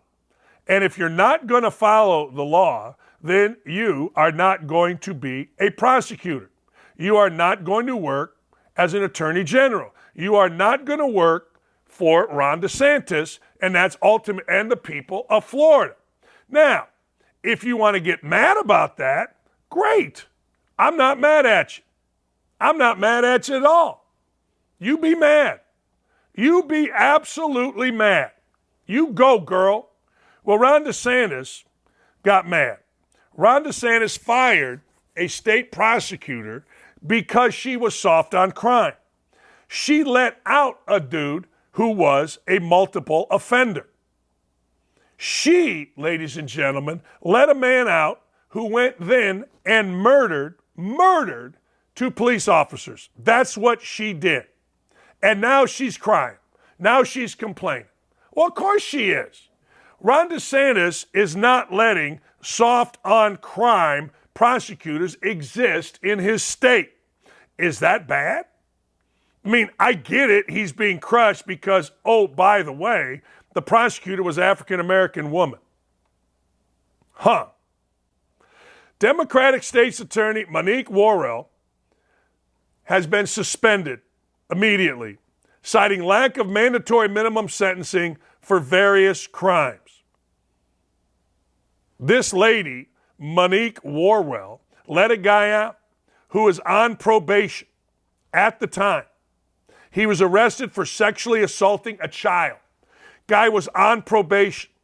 This lady, this Monique Worrell, let this dude out. What did he do? He went and killed two cops. Good for Ron DeSantis. Good. Claim everything you want, Monique. Claim it all, baby. Throw the book at him. He fired a woman. He fired a woman of color. He fired a Democrat. You do you. Give them it with both barrels, but just stay suspended. Because the country, and certainly Florida, is safer with you not in your job. And frankly, I don't care if you're black, if you're white, doesn't matter to really anybody. But when you let out dudes that assault a child who are already on probation and they end up killing 2 cops, you're incompetent at your job. It's that simple. Not a matter of black, not a matter of white, not a matter of woman, not a matter of male, not a matter of Republican, not a matter of Democrat, a matter of being inept at your job. We judge people, ladies and gentlemen, by the content of their character and their actions, not by the color of their skin. We are not the Indy Star. We are not Gannett. We are not the New York Times. We are not the Washington Post. We are in pocket with nobody. We tell you the truth. We tell you what we believe, and we move it along, people, because that's what OutKick does.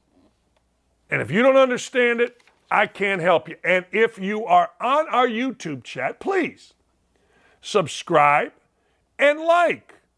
And ring the bell. Get the alerts when we're coming up, because these are the only shows in America where you're going to get honesty, where you're going to get truth, justice, and the American way in sports and, ladies and gentlemen, in politics. A Navy sailor was accused of spying for Russia.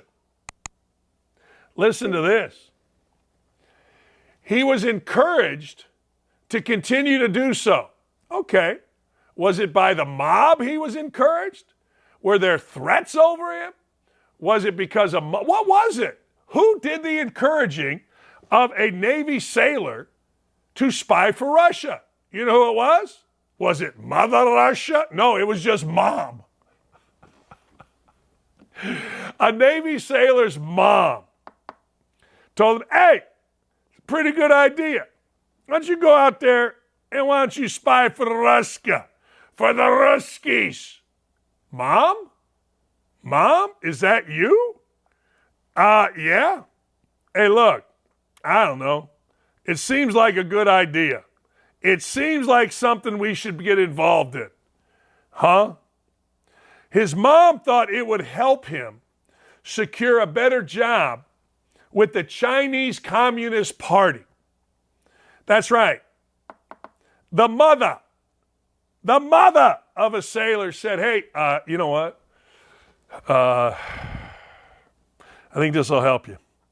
The mother of a U.S. Navy sailor charged with providing sensitive military information to China encouraged her son to cooperate with a Chinese intelligence officer, telling her son that it might help him get a job. This is a Chinese dude.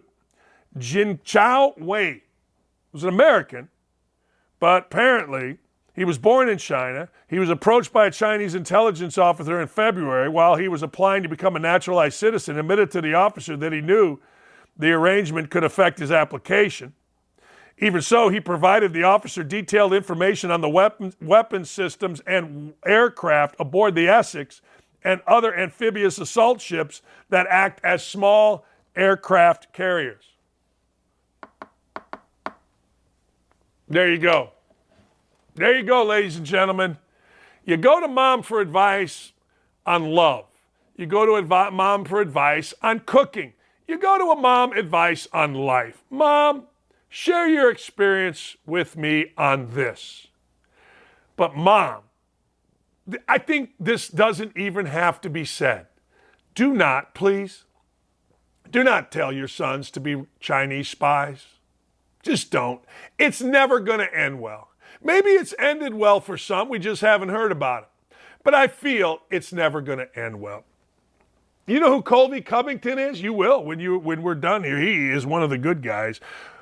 He is one of the great boxers in our world. That's right. Colby Covington is the man. Yeah, he is. He the man. MMA. Let's go. The king of Miami. MAGA. First ever USC champ. Invited to the White House. That's right. Next, Colby Covington. Okay, so normally I take what I read in the Washington Post or New York Times with a grain of salt, given both publications went from newspapers of record to more useful for toilet paper. But when I saw and read this particular article, yeah, it bothered me. According to this reporting, Trump's PAC Save America has doled out more than $40 million on legal costs in the first half of 2023 alone. This money has not only gone to fund Trump's legal defense, but also his advisors and others swept up in his legal snafus. That $40 million plus is not only more than the campaign raised in the second quarter of the year, but the legal fees are also the single largest expense incurred. And apparently, a lot of this fundraising money has come from small dollar donors, so a lot of average, everyday Trump-supporting patriots who wanted to chip in with the hopes of re-electing the former president. So listen, if Trump-supporting patriots are well aware their hard-earned money is going to help pay down the legal fees for a billionaire business mogul, that's fine and dandy, and y'all can obviously send and spend your money the way you see fit. I know many Trump supporters want to help him win these largely political, unfair, and BS legal battles. I just wonder if now that some of you know what your money is going to pay for, given a lot of you are probably not billionaire business moguls flying on private jets, that might make you a little salty, because I sure would be. Now, before y'all go for my mega jugular, listen, I agree that the former president is being unfairly put through the ringer and that the system has been rigged against him in a lot of ways. I get it, and I agree. Just know what you're paying for. That's all I'm saying here. But on to the second part of these final thoughts. I see some on Twitter, and really only on Twitter, have their panties in a twist because Florida governor and Trump challenger Ron DeSantis was seen drinking a beer with the good folks of Iowa. Oh, the horror, I know. Good Lord.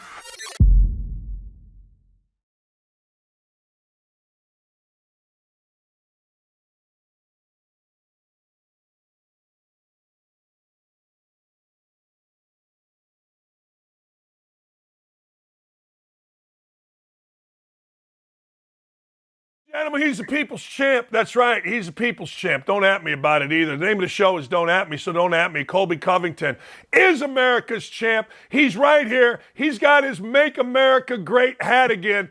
You know, I've always said this. I've always said, man, make America great. Now, just think about that. What the hell is so wrong with that? It's never been more apropos than right now with the blank show that we got in Washington, Colby. It's four simple words, Dan. Make America great again. And the man that stands behind it wants to put America first and, you know, protect this country, keep the money in this country, keep inflation down, keep our country secure with the borders. I mean, there's so much good that President Trump wants to do for this country, and everybody just wants to shame and smear his name constantly. They have no real evidence on him. They just want to smear it. But he's coming back stronger than ever in 2024, and we're going to make America greater than it's ever been before in 2024. What happens when you wear that hat? I mean, I get a lot of disgust and a lot of people that look at me weird and they look at me funny like they're going to do something, but then they see the ears and they start to recognize who I am and they realize I am the best fighter on earth. So they have to really put themselves in check. They can think whatever they want inside, but you know, they can't talk the talk and walk the walk like I do. So they know they have to kind of pipe down like little kids. Otherwise they're going to get put in place by the people's champ. Yeah, the ears, because you were a great wrestler, an All-American, a champion. That's good advice for people. Before you think you can go at somebody, you better check the damn ears on that guy. It's a true statement, man.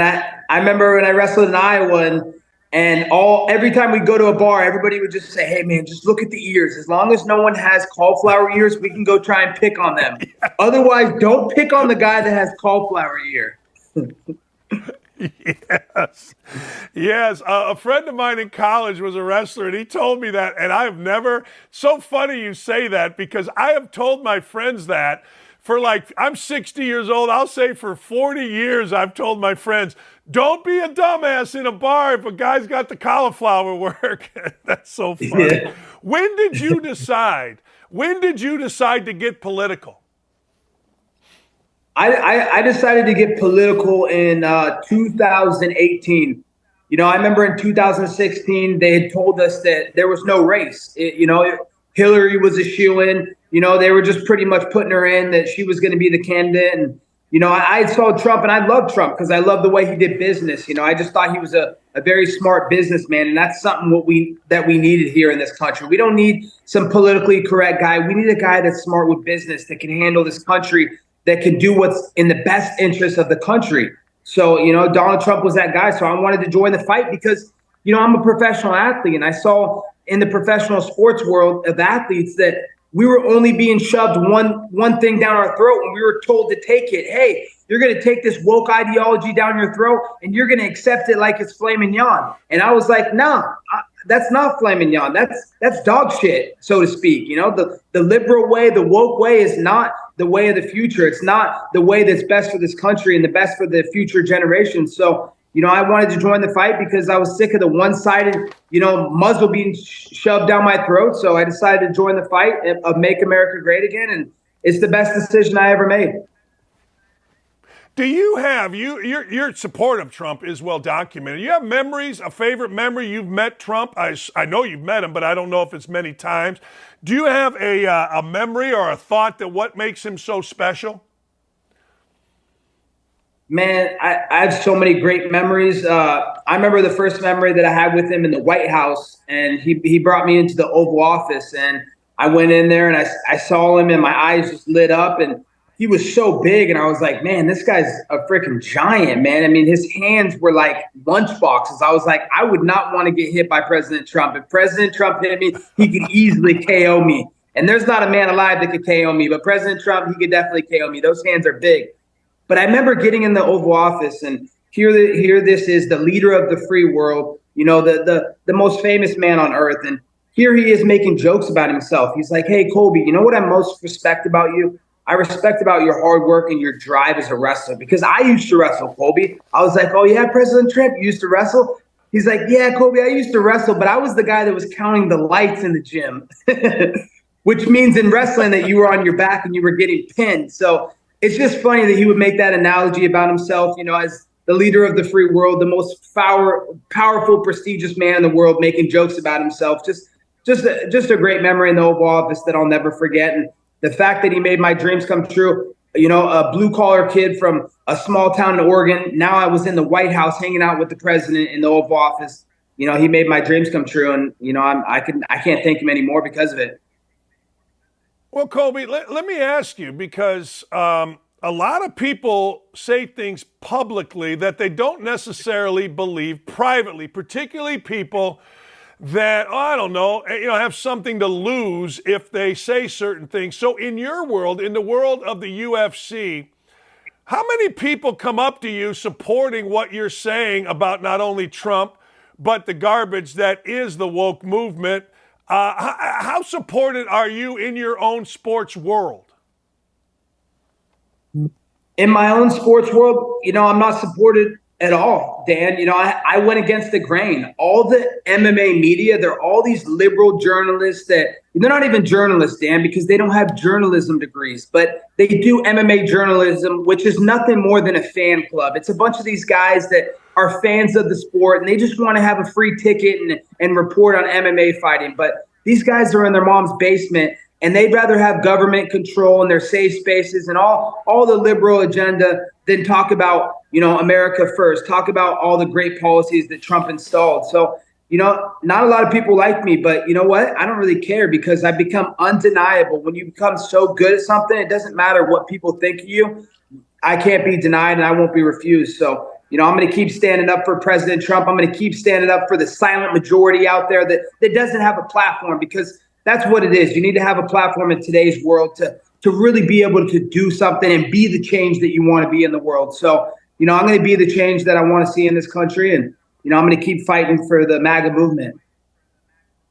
Hey, speaking of fighting, what has been your favorite fight thus far? Who's been your toughest opponent?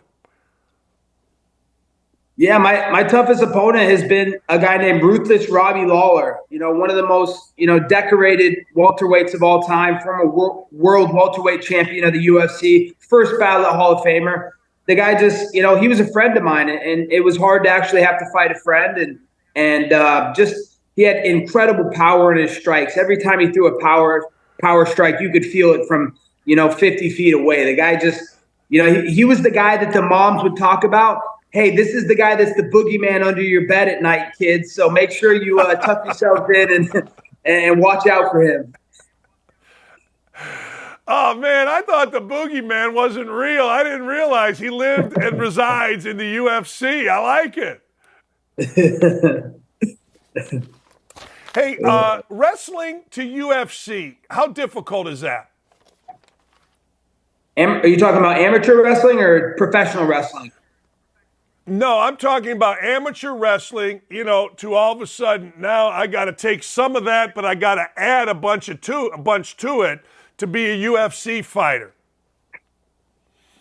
It's tough, but, all good things in life, they're not going to come easy, Dan. You have to work extremely hard for them. So, I knew when I was transitioning from wrestling to fighting that I was going to have to become a well-rounded mixed martial artist. I wasn't just going to be very good in one discipline of martial arts, which is wrestling, anymore. I had to become a good boxer, a good kickboxer, a good jiu-jitsu artist. So as long as you put the time in and you make the sacrifices and you're dedicated to the craft, anything's possible. You can become great in a couple of years, but you have to have the right values. You have to have the right morals. And if you stick your nose to the grindstone, anything's possible. And that's why I'm here as the best fighter in the world, because I never gave up and I kept working hard even when I didn't want to. Jake and Logan Paul are all the rage. Are we going to see you get in the ring? What are we going to do here? I mean, they're all the rage, not for the right reasons. They're not real fighters. I mean, they can't win real fights against tough fighters. So, I don't know. They're little circus sideshows. They're on the side. They're fighting in these little, unsanctioned fights and fighting against guys that aren't relevant, guys that are 50 years old, guys that are 50 pounds bigger than them. Why aren't they fighting against guys their own weight class? Would you Maybe fight they're scared. I mean, of course I'd fight them. It'd be an easy fight. I mean, they're little Disney stars. I'd break them in half. If I dropped MAGA bombs on them for one punch, they'd run away crying to their mom. They'd be looking for a safe space. But, I'm in the UFC. I'm a company man. I love the UFC. So I only want to fight the biggest and best fights the UFC has to offer. So I don't want to fight these little Disney Lizzie McGuire stars. What kind of cash could you make out of a Covington Paul fight? Either one. I don't know. I think that's up for the people to determine. What kind of cash does the people think that this fight is worth, and do the people really want to see this? I think it generates a lot of revenue. I think I'm one of the biggest stars in the sport today. No one does it better than I'm doing it. I walk the talk, and I talk the talk, and I walk the walk. So I think it could be a big fight, but I'm just going to focus on what's in front of me, and what's in front of me right now. I don't want to look past anybody. That's Leon Edwards Scissorhands. So I don't want to get ahead of myself. I want to go get my welterweight title and Leon Edwards Scissorhands career and bring this title back to America right before the election. It's going to be massive, Dan. Can't wait. Hey, when you're done with a UFC fight, the fight's over, you've won. How long does it take you to come down? Yeah, I would say like 24 hours. There's a lot of adrenaline that's still rushing through you after you get done with the fight. And, it's a little overwhelming because you have all your supporters, all your family, all the people that are behind you, backing you, that want to get your attention and want to talk to you and want to ask you questions. Oh, how was the fight? How was this? And, it takes a little bit to process and come down from. I would say about 24 hours, though. Are you one of those guys that abstains from everything, bad food, beer, women? I mean, are you, what's your time frame for all that kind of stuff? I mean, I'm so focused on my goals and dreams. I mean, there's a reason I'm right here at the top of the world, doing the biggest and best business in the UFC and fighting, at the front lines for the MAGA movement. I'm a very disciplined guy. I don't go out. I don't drink. I put my career and fighting first above everything else. That comes before girls and relationships because, I have a message to send to the world. I'm standing up for the military. I'm giving a platform to our first responders, to our law enforcement, the people that I think are the real heroes and backbone of America right now. So, my fight is bigger than just me. It's not just about me, Dan. It's about the MAGA movement. It's about blue collar America. It's about middle America. It's about first responders. It's about military. So, I'm very serious, and I take this career very serious. There's no distractions that I have in my career. It's only fight, fight, fight, and win, win, win. Are you amazed at you can be criticized for those things? No, I'm not amazed, because a lot of people, they don't care about our veterans, Dan. They think that our veterans should come home from war and just have no help. They think that, we should help illegal aliens before we help our veterans, the people that fought on the front lines for our freedoms, So it's disgusting. It's despicable, all the people out there that are just disgusting and don't care about the people that gave them those very freedoms. So I won't forget about those people. I'm going to keep fighting for our military, because military runs in my family. My grandpa served in the Korean and Vietnam War for the Air Force. So, I hold the military and first responders and to a very high standard. And I'm going to make sure that they're never forgotten. They have a big platform. If you had a chance to say anything in the Oval Office like you had a chance with Donald Trump, what would you say to Hunter and Joe Biden? I would say that they're crooked. They're crooked, and that's the worst administration in the history of this country. They've done so much harm and damage to this country that it's going to take many years of Donald Trump undoing. So, it's disgusting. They're foreign agents. Everybody knows they've sold out to China and to Ukraine and Russia and all these foreign countries. So they're nothing more than foreign agents. They don't care about this country anymore. So that's why we need Donald Trump back more than ever right now, because he's going to put America first and he's going to make America great again. Hey, Colby, good luck in your next fight. And I wherever you're fighting, if you ever fight the Pauls, I'm coming out there just to watch the entire show beforehand with you just making fun of them, my man. Thank you so much. Appreciate you. By the way, my Dukes are up, pal. Always keep those Dukes up, Dan. Always. Never drop them. Never drop them. Never. Thanks, Colby. I appreciate you. Thanks, Dan. Have a great day, brother. God bless. God bless you as well, Colby Covington. I love it. Love the energy right there, right? I mean, I love what he said about the Pauls, because if you're a real fighter, you're like, what the fuck is these guys? You know what I mean? I mean, it's like if you're a real singer, you're like, what are these people? What are we doing here? What we got going? I mean, come on, a guy like Colby Covington, he's just a man. Thanks, my friend. Hope you'll come back. Great stuff right there. Great stuff. Can't wait for his next fight. He just got a new fan right here. I'm all fired up today. I may go jump on my son and beat the hell out of him. He's 28. He's over in the next room. He may just get an ass whooping just because I'm fired up right now. That's right. That's right, damn it. Hey, I got to defend Phill Mickelson. I'm going to defend Phill Mickelson right here. I'm tired of people on Phill Mickelson. It's Phill Mickelson's money. Seriously. So now, there's a book out. Everybody wants a book. Billy Walters has a book out. All right. Listen to this about Mickelson. According to a new memoir from legendary gambler Billy Walters, we should have Walters on. He's like an amazing story. Phill Mickelson wagered $1 billion with a B on sports the last 3 decades. That's not bad. That's only about $333 million a year or a decade. What? He has lost nearly $1 million gambling, 9 bets per day in 2011. What? 43 Major League Baseball bets in one day. Tried to bet on the Ryder Cup he was playing in. So what? So 9 bets a day is bad? Phill Mickelson's a damn legend. Phill Mickelson is absolutely a legend. What up, legend? What up, Phill Mickelson? Yeah, it's his money. I mean, who gives a rat's ass? 43 bets in a day? That's a Sunday for most guys I know in football. They got like bets on yards. They got bets over unders. They got bets on the spread. They got bets on the money line. 43 bets, I don't do that many because I can't keep up with it. My head explodes. But 43 bets, are you kidding me, in a day? Who cares? That's like, I don't know. That would be like Sunday, Monday football, Thursday, Saturday. Are you kidding me? Who gives a rat's? Was that wrong? What was that wrong? Huh? Was that wrong? When is 9 bets a day too many bets? And who cares? Dude's made $1 zillion. Hey, wait a second. I got a big bet this weekend. So Phil does a member guest or Phil does an appearance at some rich dude's house for $50K. Oh, I'm going to play in the match. All right, give me $1 million. I'm going to put it on the Celtics tonight. Why does anybody care? I don't. Look, you can get mad all you like.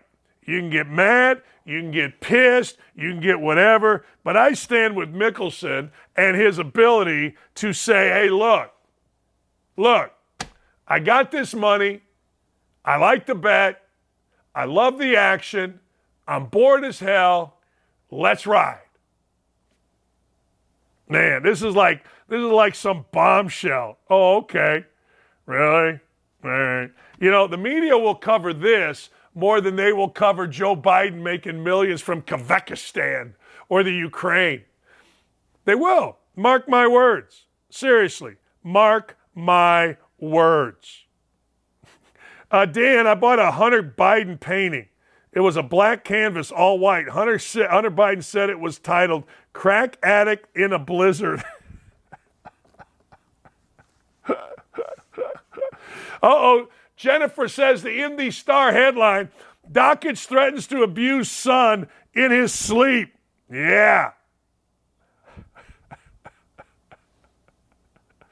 Who gives a rat's ass? They will cover that more than the bribes Joe Biden and Hunter took. They will cover that more than all of the crap that the Biden crime family is involved in. Book it.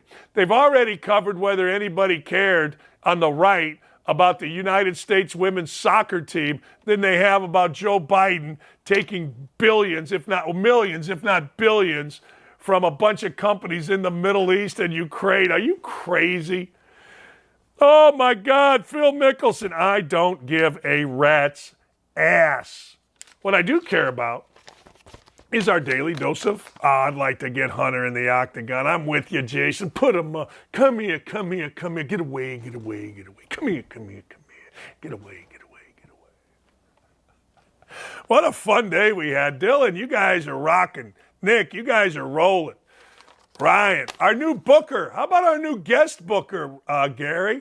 How about our new guest booker, Aaron? We're rolling on this show. Hey, tomorrow we got Governor Abbott. How about that? Governor Abbott of Texas is coming on the big show. Yeah, it's the big show. Let's go to Woke-A-Dope, shall we? What's first? We woken. We doping. Come on.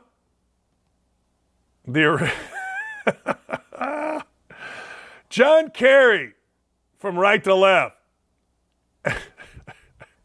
Mo, Larry, Curly. Larry, Mo, and Curly.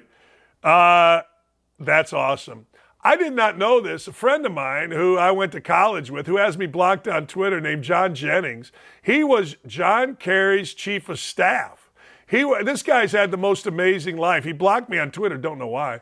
He was a manager for us in Indiana, inept, had to get fired. Then he became the video coordinator of the Pacers. Then he became somehow an assistant on the bench with Larry Bird and the Boston Celtics. Then he became a Harvard fellow. Then he ran all of John Kerry's stuff and started the Maine Red Claws. So every time I see John Kerry now, but this is absolutely the truth. These three clowns are exactly like the top, except 3 guys on the bottom are racist, 3 guys on the top were not. Number 2, Woke-A-Dope, ladies and gentlemen. Let's have a look. The tolerant left, the White Walkers. The tolerant left is coming. Guard the wall. Remember, it is tolerance to burn down our cities.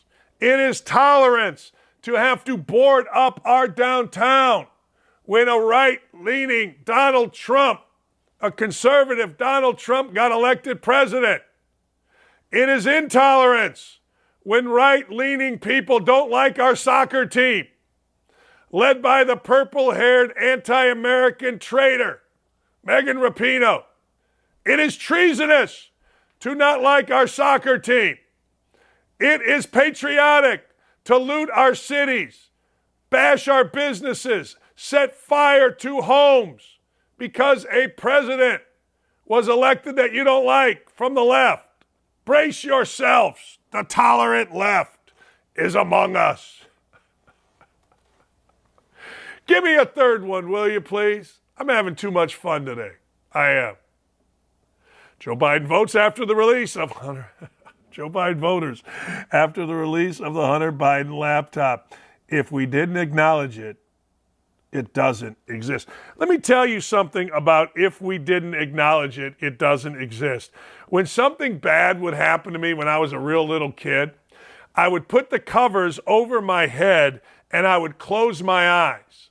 That way, whatever was bad would go away. It would. It would go away. That, ladies and gentlemen, is your friend and my friend, Joe Biden. Vote Biden.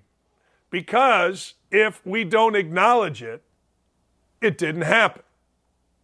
That is not what the far left crazy lunatics of Gannett and Indy Star and Washington Post and New York Times have told us.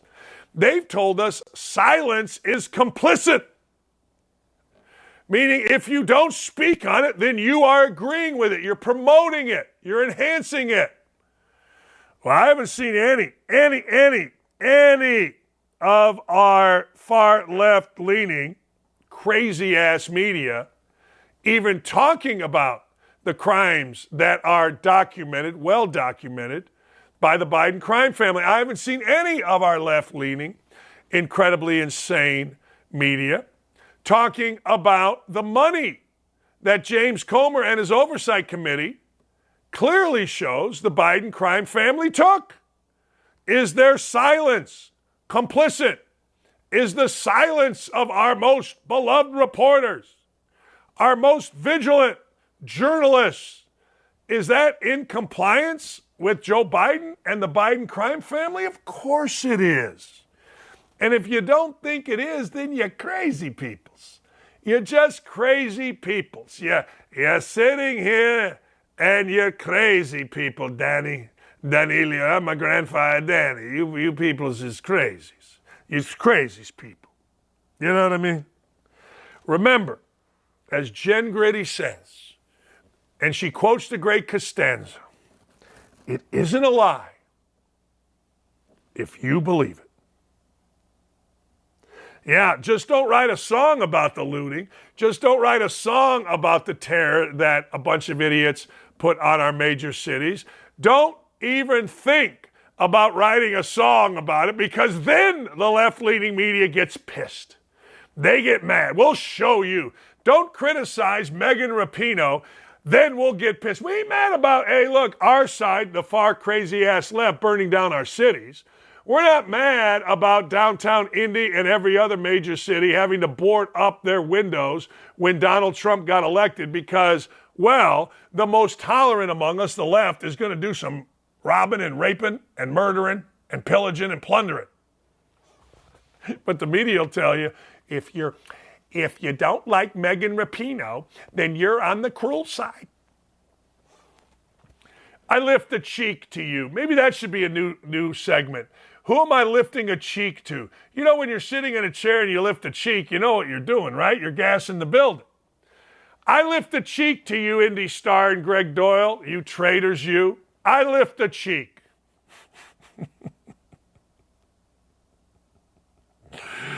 Oh, man. Since when aren't bank evidence records only to the left? All right. I had a great show today. I had a great time doing the show. I hope you all did too. I had so much fun today. I don't know why. Covington was great. Danny Z was great. The YouTube chat was filled. The Twitter handle was filled. We just had a great show. We continue to be the fastest, best show in the history of YouTube in the mornings on all things. And it's because we got a great crew here from our leaders, Gary and Aaron, Nick, fantastic, Dylan, fantastic. Ryan, tremendous. Katie, unbelievable. Haley, incredible. I got Mayor, I got Governor Abbott tomorrow. I want you to think about that. The most popular governor in the world is coming on our show, our little show. Hey, 3:40 today, I'll be on with the boys at Hot Mic. Looking forward to it. Have a great afternoon, everybody, and thanks for being here.